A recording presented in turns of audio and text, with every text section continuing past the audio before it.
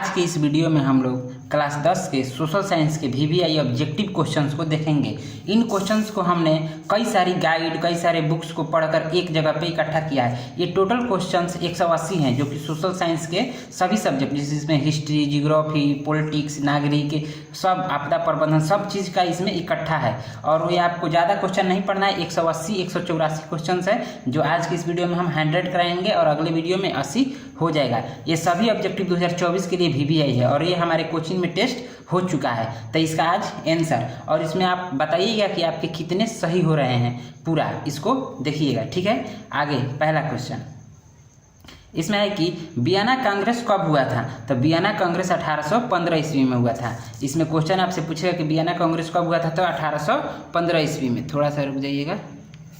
हाँ, आगे क्वेश्चन इसमें देख सकते हैं। दूसरा है कि काउंट काबूल को विक्टर एमैनुअल ने किस पद पर नियुक्त किया था। तो ये इसका आंसर हो जाएगा प्रधानमंत्री। प्रधानमंत्री के पद पर उनको नियुक्त किया गया था। अगला है कि गैरिबाल्डी पेशे से क्या था। गैरिबाल्डी पेशे से नाविक था। सभी क्वेश्चंस आए हुए क्वेश्चंस हैं, आपको कोई क्वेश्चन बैंक पढ़ने की जरूरत नहीं पड़ेगी, बस सिर्फ इतना क्वेश्चन आप कर लीजिए। अगला है जर्मन राइन राज्य का निर्माण किसने किया था। तो जर्मन राइन राज्य का निर्माण किया था आपको नेपोलियन बोनापार्ट ने, नेपोलियन बोनापार्ट। आगे 5 नंबर में है कि जिलबेरिन हो गया, जलबेराइन किस तो होता है, एक संस्था थी। मतलब जिलबेरिन किसकी संस्था थी, तो व्यापारियों की। इसका भी आंसर क्या हो जाएगा, बी, व्यापारियों की। छठा है कार्ल मार्क्स का जन्म कहाँ हुआ था। तो कार्ल मार्क्स का जन्म जर्मनी में हुआ था।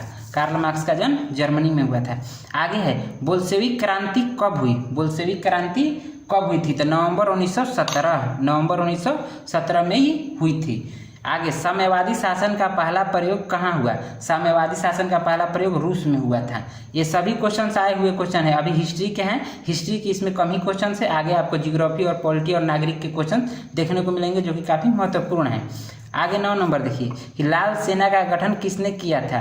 तो लाल सेना का गठन आपको किया था ट्रॉटस्की ने, ट्रॉटस्की, ठीक।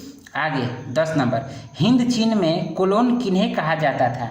हिंद चीन में कोलोन फ्रांसीस नागरिकों को कहा जाता था। मतलब जो फ्रांस के नागरिक थे उन्हें कोलोन कहा जाता था। 11 नंबर क्वेश्चन है कि हुआ आंदोलन किस प्रवृत्ति का था। तो हुआ आंदोलन क्रांतिकारी और धार्मिक दोनों था। तो ये नहीं कि आगे क्रांतिकारी पढ़ के सिर्फ टिक कर दीजिएगा। जब भी टिक करना है, ऑब्जेक्टिव करना है, पूरे ऑप्शंस को पढ़ के करना है। देखिए लास्ट में दिया है यहाँ पे ए एंड बी दोनों, मतलब कि क्रांतिकारी और धार्मिक दोनों। तो यहाँ पर डी इसका आंसर हो जाएगा। आगे नमक कानून तोड़ने के लिए गांधी जी ने कौन सा स्थान चुना। तो नमक कानून उन्होंने दांडी यात्रा के द्वारा तोड़ा था कानून को, तो दांडी स्थान हो जाएगा इसका आंसर। आगे जालियांवाला बाग हत्याकांड किस तिथि को हुआ था। तो ये हुआ था 13 अप्रैल एल है 1919। इसका ऑप्शन भी होगा यहाँ पे, हाँ यहाँ पे है 13 अप्रैल 1919। ये ऑप्शन इसको टिक कर लीजिएगा, ठीक।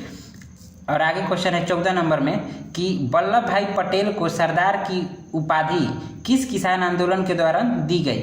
वल्लभ भाई पटेल को सरदार की उपाधि किस आंदोलन के द्वारा दी गई थी। तो इसका आंसर होगा बारदोली की महिलाओं ने इन्हें दिया था। आगे 15 अखिल भारतीय ट्रेड यूनियन कांग्रेस की स्थापना कब हुई। अखिल भारतीय ट्रेड यूनियन कांग्रेस की स्थापना 1920 ईस्वी में हुई थी। इस सभी क्वेश्चन को आप लोग याद रखना है। एक बार परीक्षा में जाने से पहले इसको एक बार ये वीडियो देख लीजिएगा और जिनको लगे कि वीडियो स्लो है, स्पीड आप 1.5 करके एक बार जरूर रिवाइज करके जाइएगा। एक भी सोशल साइंस का क्वेश्चन नहीं छूटेगा, विश्वास रखिए और एक बार जरूर इसको पूरा देख के जाइएगा एग्जाम में।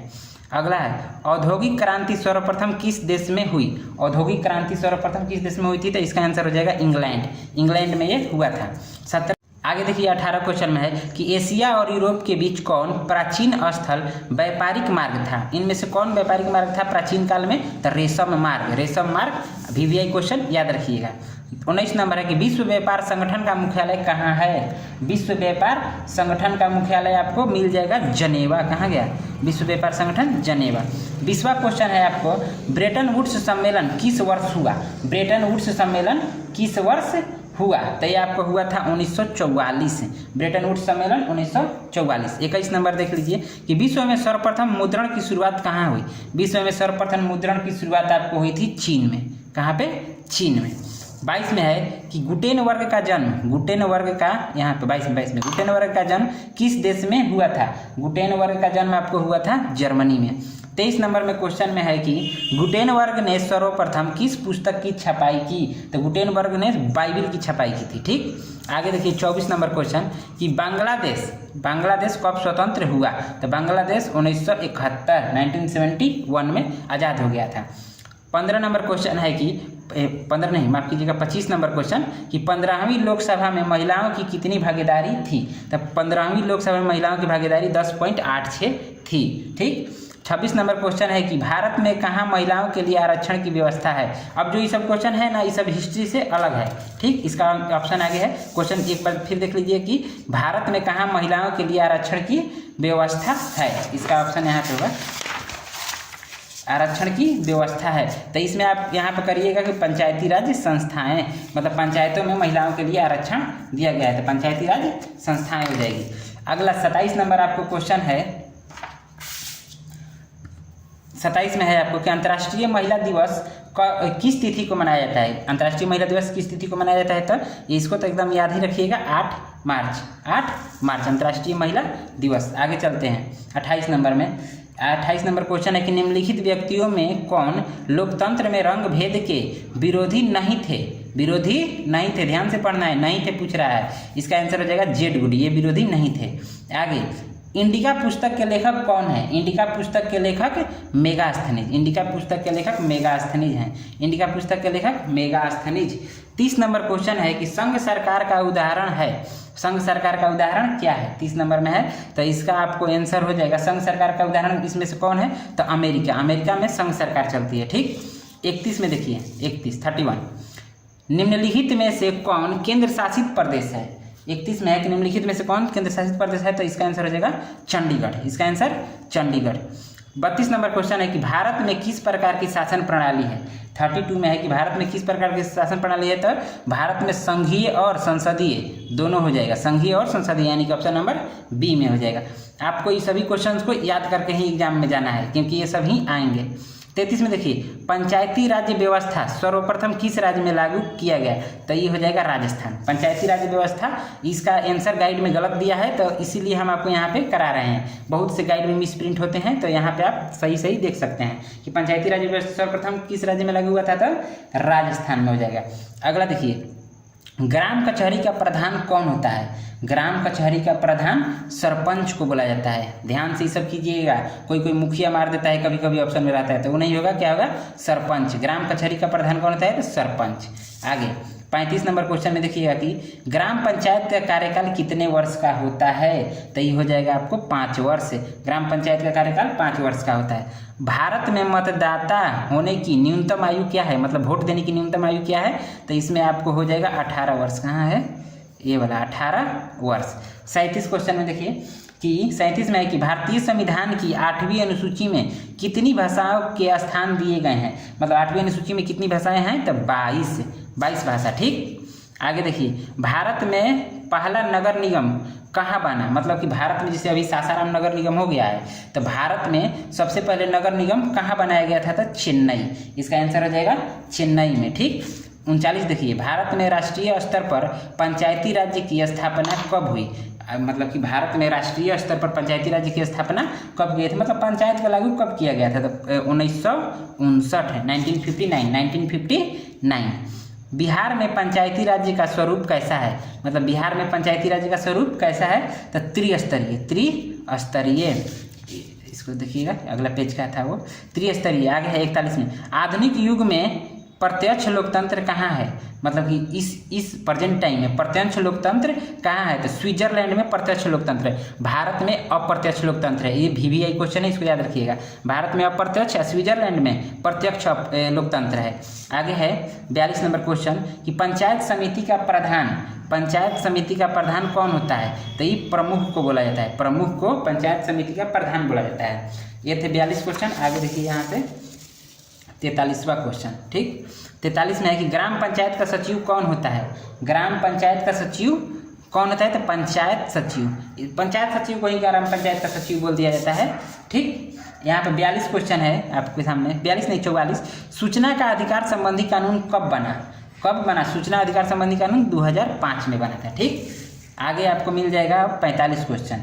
इसमें है कि गठबंधन की सरकार बनाने की संभावना किस प्रकार की दलीय व्यवस्था में रहती है। मतलब गठबंधन कब बनता है, जब बहुत से दल रहेंगे, तब बहुदलीय व्यवस्था, जब ज़्यादा दल रहेंगे तब ना गठबंधन होगा, बहुदलीय व्यवस्था। आगे है 46 क्वेश्चन में कि लोक जनशक्ति पार्टी का चुनाव चिन्ह क्या है। लोक जनशक्ति पार्टी LJP मतलब चिराग पासवान की पार्टी, इसका क्या है चुनाव चिन्ह। तो ये आपको बंगला, एक घर बना रहता है उनके झंडा पे, तो बंगला, ठीक, बंगाल मत पढ़ लीजिएगा, बंगला है। आगे देखिए 47, संपूर्ण क्रांति का नेतृत्व किसने किया था। संपूर्ण क्रांति का नेतृत्व जयप्रकाश नारायण ने किया था। एकदम सब VVI और आसान आसान क्वेश्चन ही पूछे जाते हैं। सभी क्वेश्चंस को आपको पढ़ के ही जाना है एक बार एग्जाम देने से पहले। यहाँ पे 48 में है कि भारतीय जनता पार्टी के प्रथम अध्यक्ष कौन थे। भारतीय जनता पार्टी के प्रथम अध्यक्ष थे अटल बिहारी वाजपेयी। अटल बिहारी वाजपेयी भारतीय जनता पार्टी के प्रथम अध्यक्ष थे BJP के। 49 देखिए, जनता दल पार्टी का गठन कब हुआ। जनता दल पार्टी का गठन कब हुआ था, तो 1999 यानी 1999। देखिएगा आगे 50 में है कि दल बदल कानून निम्नलिखित में से किन पर लागू होता है। दल बदल कानून किन पर लगेगा, राष्ट्रपति पर लगेगा। वो तो अकेले ऐसे ही हैं, उपराष्ट्रपति पे नहीं। इनमें से होगा संसद एवं विधायक। सांसद और विधायक ही पलटते हैं इधर उधर, ठीक, तो संसद एवं विधायकों पर ही लगता है दल बदल। आगे 51 में है कि राजनीतिक के दलों की मान्यता और उनका चुनाव चिन्ह किसके द्वारा प्रदान किया जाता है। तो किसके द्वारा प्रदान किया जाता है, तो आपको हो जाएगा निर्वाचन आयोग द्वारा। निर्वाचन आयोग आपको चिन्ह देता है और आपका नाम वहीं देगा, प्रदान करेगा, आप उसी के पास जाइएगा ऐसा करवाने के लिए। 52 में देख लीजिए कि राजनीतिक दलों की नींव सर्वप्रथम किस देश में पड़ी, तो ब्रिटेन। राजनीतिक दलों की नींव सर्वप्रथम किस देश में पड़ी, ब्रिटेन में। आगे देखिए ताड़ी विद्रोह, ताड़ी विरोधी है। ताड़ी विरोधी आंदोलन निम्नलिखित में से किस प्रांत में शुरू हुआ था। आंध्र प्रदेश में हुआ था ताड़ी विद्रोह, ठीक, तो विरोधी लिख दिया है, वो भी चल जाएगा उतना। नर्मदा बचाओ आंदोलन संबंधित है। नर्मदा तो एक नदी है, नदी से शिक्षा से क्या रिलेशन है, तो ये गलत हो जाएगा। भ्रमण से भी गलत हो जाएगा, उर्वरक से भी गलत हो जाएगा। आंसर क्या होगा, पर्यावरण। नर्मदा बचाओ आंदोलन संबंधित है, तो पर्यावरण से संबंधित है। 55 में है कि सूचना के अधिकार आंदोलन की शुरुआत कहाँ से हुई। सूचना के अधिकार आंदोलन की शुरुआत कहाँ से हुई थी, तो इसका आंसर हो जाएगा राजस्थान। और ऊपर में जस्ट ऐसे ही क्वेश्चन था कहाँ पे, तो सूचना का अधिकार संबंधी कानून कब बना। कब बना से 2005 में। देख लीजिए कहाँ से शुरू हुआ था, तो ये राजस्थान से। ध्यान देना है इस पर। 56 देखिए, निम्नलिखित में से कौन भारतीय किसान यूनियन के प्रमुख नेता थे। भारतीय किसान यूनियन के प्रमुख नेता कौन थे, तो महेंद्र सिंह टिकैत। अभी इसके लीडर हैं राकेश सिंह टिकैत, पहले थे महेंद्र सिंह टिकैत। तो ये 50-56 हुए, कम से कम 80-90 क्वेश्चन इसमें हम कराएंगे। 57 देखिए, पूरा वीडियो देखिएगा और लास्ट में लाइक और सब्सक्राइब कीजिएगा, अभी नहीं लास्ट में। 57 देखिए, 57 में क्या है, 57 की 2015 में विधानसभा चुनाव में 2015 के विधानसभा चुनाव में बिहार के किस दल ने सरकार बनाई। तो बिहार में 2015 में किसकी सरकार थी, तो JDU, RJD और कांग्रेस सभी मिल गए थे, तो ये ऑल हो जाएगा। सभी मिल के सरकार बनाए थे उस समय बिहार में, ठीक। यहाँ पे 58 देखिएगा, किस देश में बहुदलीय व्यवस्था नहीं है। किस देश में बहुदलीय व्यवस्था नहीं है, तो ब्रिटेन में बहुदलीय व्यवस्था नहीं है। सरकार का कौन सा प्रकार सबसे अच्छा माना जाता है। सबसे अच्छा प्रकार सरकार का कौन सा है, तो राजतंत्र नहीं, लोकतंत्र होना चाहिए सभी देश में, और यही सरकार की सबसे अच्छी बात है। 60 देखिए, लोकतंत्र की उपलब्धियां में सबसे अधिक सहायक है। लोकतंत्र की उपलब्धि गिनाइएगा तो उसमें सबसे ज़्यादा क्या आप किसका बात कीजिएगा, विकास का, कि हम विकास किए हैं, तो सबसे अधिक सहायक कौन है, विकास। 61 में देखिए, भारत में किस तरह के लोकतंत्र की व्यवस्था की गई है। भारत में किस तरह के लोकतंत्र की व्यवस्था की गई है, तो अप्रत्यक्ष। पीछे भी हमने बताया था कि भारत में अप्रत्यक्ष लोकतंत्र है, और यहाँ एक क्वेश्चन आ ही गया 61 नंबर।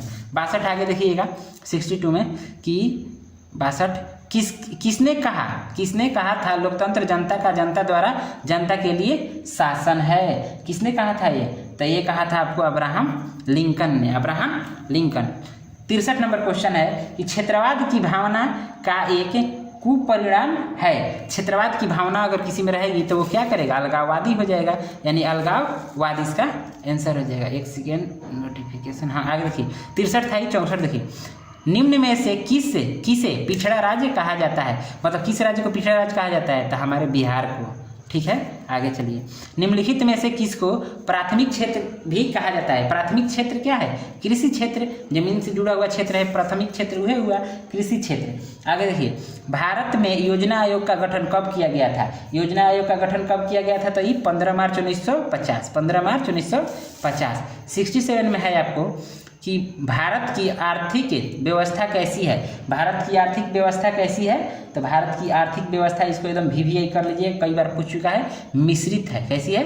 मिश्रित, यानी भारत में मिश्रित अर्थव्यवस्था है। ठीक, 68 देख लीजिए, इनमें से कौन से देश में मिश्रित अर्थव्यवस्था है? किसमें मिश्रित अर्थव्यवस्था है? तो भारत। 68 क्वेश्चन का फिर से क्या आ जाएगा? भारत। आगे, योजना आयोग को भंग कर कौन सा आयोग बना? तो नीति आयोग, मोदी जी ने इसको किया था, योजना आयोग को भंग करके नीति आयोग बनाया था। आगे चलते हैं कि जिस देश की राष्ट्रीय आय अधिक होती है वह देश विकसित देश कहलाता है। विकसित, ठीक, इसके आगे ही अ दिया है, लड़का हड़बड़ी में इसी को मार देता है, तो ध्यान से पढ़िएगा, विकसित कहेंगे उसे। ठीक, 71 में है, इनमें से कौन योजना आयोग के पदेन अध्यक्ष होते हैं? तो प्रधानमंत्री। योजना आयोग के पदेन अध्यक्ष प्रधानमंत्री होते हैं। ठीक, किस क्षेत्र को तृतीय क्षेत्र कहा जाता है? किस क्षेत्र को तृतीय क्षेत्र कहा जाता है?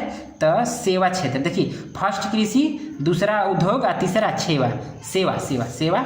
इसको तीनों पूछता है कि प्रथम क्षेत्र कौन है, द्वितीय कौन है, तृतीय कौन है, तो इसको देख के जाना है, पहला कृषि, दूसरा उद्योग और तीसरा सेवा। आगे चलते हैं 73 नंबर में, भारत में किस राज्य की प्रति व्यक्ति आय सर्वाधिक है? तो गोवा। गोवा की प्रति व्यक्ति आय सर्वाधिक है।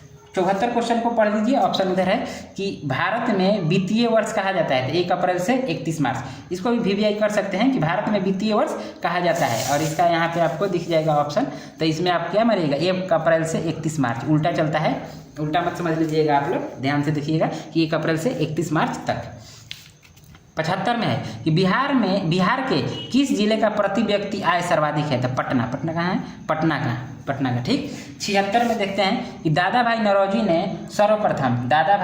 ने सर्वप्रथम राष्ट्रीय आय का अनुमान कब लगाया था? तो 1886 में, 86 कर रहे हैं, माफ़ कीजिएगा 68, 1868 माफ़ कीजिएगा, वो गलती से बोला गया, 1868, 86 नहीं 1868। ठीक, आगे चलते हैं। किसने कहा मुद्रण वह है जो मुद्रा का कार्य करती है? मुद्रण वह है जो मुद्रा का कार्य करती है, यह कथन किसने कहा था? ये पूछा है, तो ये कहा था हार्टले विदर्स। आगे देखिए, भारतीय मुद्रा बाजार में किस प्रकार के ऋण का लेन देन होता है? तो अल्पकालीन। कैसा? मतलब कम समय के लिए दिया जाता है, ये ना कि आप ले लीजिए 50 वर्ष बाद दीजिएगा, वैसा नहीं, अल्पकालीन ऋण होता है। ठीक, 79 में है कि विनिमय का सर्वोत्तम माध्यम क्या है? तो विनिमय का सर्वोत्तम माध्यम मुद्रा है, मतलब आदान प्रदान, जैसे कुछ सामान लीजिएगा तो पैसे नहीं दीजिएगा, सर्वोत्तम माध्यम क्या है? मुद्रा। 80 नंबर, ATM का अर्थ क्या है? तो स्वचालित टेलर मशीन। ATM का अर्थ क्या है? स्वचालित टेलर मशीन। 81 देखिए क्वेश्चन कि भारत का केंद्रीय बैंक कौन है? तो भारत का केंद्रीय बैंक है रिजर्व बैंक ऑफ इंडिया, यानी कि RBI। VVI याद रखिएगा इसको भी। 82 है कि दीर्घकालीन ऋण प्रदान करने वाली संस्था कौन सी है? दीर्घकालीन ऋण प्रदान करने वाली संस्था कौन सी है? तो भूमि विकास बैंक दीर्घकालीन ऋण देती है।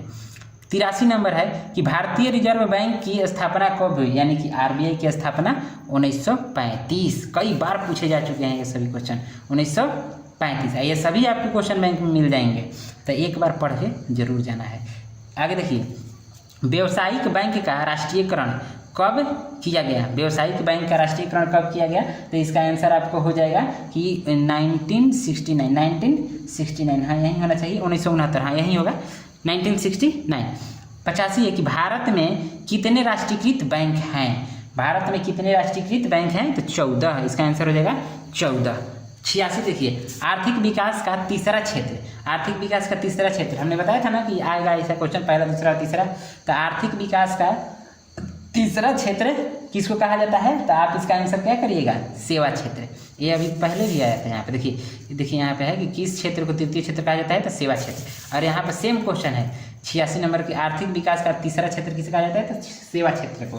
ठीक, यानी कि बहुत बारी क्वेश्चन आ चुका है, तभी हमारे PDF में भी 2 बारी आ गया है। ठीक ना, तो इसको ध्यान से देखिएगा थोड़ा। आगे, कौन बीमारू राज्य नहीं है? तो बिहार तो ऐसे ही क्या कहिएगा, बिहार हमारा ही देश है, राज्य है, हमारा ही राज्य है, लेकिन इसमें पूछ रहा है कि बीमारू राज्य नहीं है, तो ये बीमारू राज्य है, ये भी बीमारू राज्य है और ये भी बीमारू राज्य है। इसका आंसर हो जाएगा कर्नाटक। 87 का आंसर क्या हो जाएगा? कर्नाटक। ये बीमारू राज्य नहीं है। बीमारू करने का मतलब रोग दुख नहीं, दूसरे रीजन से वो बीमारू। आगे 88 में देखिए, किस क्षेत्र को द्वितीयक है, ये टाइपिंग समझ लीजिएगा आप लोग। किस क्षेत्र को द्वितीयक क्षेत्र कहा जाता है? तो किसको? उद्योगों। किसको? उद्योगों को। पहला हमेशा याद रखिएगा, पहला कृषि, दूसरा उद्योग और तीसरा सेवा। बहुत बार क्वेश्चन पूछा है, बहुत बार। 89 है, निम्नांकित यानी निम्नलिखित, वहीं पढ़े, निम्नांकित में कौन बहुराष्ट्रीय कंपनी है? इसमें से कौन बहुराष्ट्रीय कंपनी है? तो इसमें आपको बताना है कौन? फोर्ड मोटर्स, इस गाड़ी उड़ी बनाता है, इसका देखे होंगे जीप चलता है। कोका कोला सबको जानता है। सैमसंग, ये भी सभी देशों में चलता है, ये भी सही देशों, यानी इसका आंसर क्या हो जाएगा? ये सभी। आगे देखिए 90 क्वेश्चन, विश्व व्यापार संगठन यानी WTO की स्थापना किस वर्ष की गई? विश्व व्यापार संगठन की स्थापना 1995। वर्ल्ड ट्रेड ऑर्गेनाइजेशन, VBI इसका 2 नंबर के लिए याद रखिएगा, 2 नंबर में पूछ सकता है कि WTO का फुल फॉर्म क्या होता है, इसकी स्थापना कब की गई थी? तो वर्ल्ड ट्रेड ऑर्गेनाइजेशन की स्थापना 1995। आगे क्वेश्चन देखते हैं हम 90 की ओर हम लोग चलेंगे। इसमें क्या है? ठीक, 90 यहाँ से देखिएगा। 91, 90 तो हो गया। यहाँ पे आपको 91 में क्या क्या है? तो इसमें है कि वैश्वीकरण के मुख्य अंग कितने हैं? वैश्वीकरण के मुख्य अंग कितने हैं? तो 4। वैश्वीकरण के मुख्य अंग 4 है। कैमरा, हाँ ठीक है, फिर से वैश्वीकरण के मुख्य अंग 4 है। आगे, इनमें से कौन बहुराष्ट्रीय कंपनी नहीं है? कौन बहुराष्ट्रीय मतलब कौन सभी देशों में नहीं चलता है? तो फोर्ड मोटर्स तो चलता है, कोका कोला चलता है, सैमसंग चलता है। पार्ले और टाटा इंडिया में फेमस है, लेकिन अभी नहीं कह सकते हैं कि बहुराष्ट्रीय कंपनी है। तो इसका आंसर क्या हो जाएगा? पार्ले और टाटा। नहीं पूछ रहा है तो यही होगा। ठीक, आगे 93 में उपभोक्ता अधिकार दिवस। उपभोक्ता अधिकार दिवस कब मनाया जाता है? तो 15 मार्च। 15 मार्च को क्या मनाया जाता है? उपभोक्ता अधिकार दिवस। ये बार बार मोबाइल हीटिंग का ऑप्शन आ रहा है, थोड़ा सा रुक कीजिएगा, कैमरा हीट हो रहा है, अब खत्म ही करेंगे जल्द में। 94 देख लीजिए कि भारत में उपभोक्ता संरक्षण अधिनियम कानून कब लागू हुआ? भारत में कब ये कानून लागू हुआ था? तो 1986 में ही लागू हुआ था। ठीक, 95 उपभोक्ता द्वारा शिकायत करने के लिए आवेदन शुल्क कितना लगता है? तो उपभोक्ता द्वारा शिकायत करने जाइएगा कहीं तो शुल्क कितना लगेगा? 50 रुपया, 70, 10? नहीं, कुछ नहीं लगता है, 0 शुल्क। ठीक, तो इनमें से कोई नहीं, 1 रुपया नहीं लगता है। ठीक ना, तो आज इतना ही रहने दे रहे हैं, कब बंद हो जाए कोई इसकी गारंटी नहीं है। तो आज की वीडियो में इतना ही। बाकी आप लोग जो ऑफलाइन कोचिंग पढ़ते हैं उनका तो ये टेस्ट हो गया है और वो अपना अच्छा से देख लेंगे कि उनका स्कोर कितना आया है, इसमें से मिला लेंगे आंसर। और बाकी जो ऑनलाइन देख रहे हैं ये हमारे कोचिंग का है, सासाराम का, और अपने द्वारा खुद मेरे द्वारा टाइप किया गया है।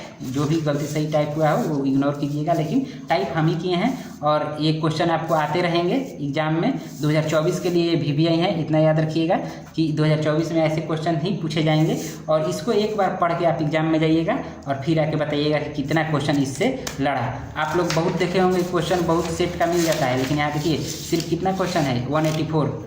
इससे बेसी क्वेश्चन नहीं पढ़ना है सोशल साइंस में, ज़्यादा क्वेश्चन मत पढ़िए। इसमें से आप आराम से 40 नंबर के, यानी 80 को ऑब्जेक्टिव आता है तो उसमें से 40 नंबर यानी 100% ऑब्जेक्टिव आप सही मार्क आइएगा। बस ये सभी क्वेश्चंस को एक बार देख लीजिए। और जो लोग लास्ट तक अभी देख रहे हैं तो सब्सक्राइब कर दीजिएगा। ठीक, all in one classes 1120 handle है और नाम चेंज कर दिए हम, सासाराम हो गया है। तो all in one classes Sasaram search कीजिएगा, आएगा। ठीक, मिलेंगे अगले वीडियो में।